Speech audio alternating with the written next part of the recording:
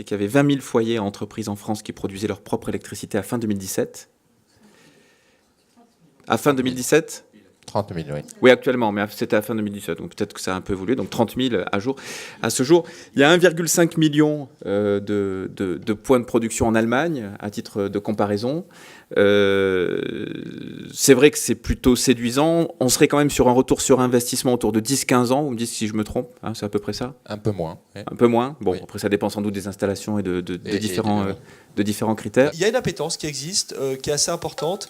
Alors c'est vrai que un des gros freins, c'est vrai quand je disais que bon, dans le démarchage sur les tarifs de l'électricité, enfin les offres d'électricité, il y avait des problèmes, mais il y a des secteurs où c'est bien plus grave. Alors c'est le cas effectivement de tout ce qui est panneaux photovoltaïques. C'est une vraie question qui est pourquoi est-ce que chez moi, mes parents, mes amis et tous ceux qui vivent là-bas, ils n'ont pas mis de panneaux alors qu'il y a un gisement qui est 2 fois supérieur. Donc là, c'est à nous fournisseurs d'offrir une chaîne qui rassure. Et il y a un deuxième point qui est un point réglementaire par rapport aux personnes qui installent des panneaux solaires sous obligation d'achat et qui donc peuvent bénéficier des subventions dont parlait l'ADEME. Avec un gros problème réglementaire, si vous n'êtes pas EDF, on en a parlé avec la Creux, où le système rend extrêmement compliqué, même si on a la licence, et c'est notre cas, donc nous on peut racheter de l'énergie sous obligation d'achat et faire bénéficier nos clients de la subvention. Par contre, le process administratif est d'une complexité qui est 10 fois celle d'expliquer les garanties d'origine, et il faut des clients absolument fans et prêts à se battre avec nous pour y arriver. On voit qu'il y a une vraie tendance de fond qui est...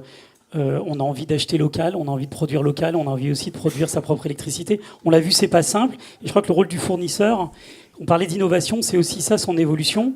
C'est demain de simplifier toutes ces démarches-là, tout cet accompagnement. Sur cette thématique de l'autoconsommation, nous on le vit sur le monde plutôt de l'entreprise et des collectivités. C'est vraiment un monde qui va aussi shifter vers le monde du particulier. Autre exemple, c'est que l'autoconsommation aujourd'hui pour les entreprises, on en fait déjà en France sans subvention. Donc il faut être conscient qu'aujourd'hui, on peut faire du solaire moins cher que le prix du réseau. Quand est-ce qu'on va arriver à faire de l'autoconsommation collective pour les particuliers, pour des groupements de particuliers, pour des quartiers, où là, il y a vraiment une possibilité d'avoir un vrai consommateur qui politiquement s'engage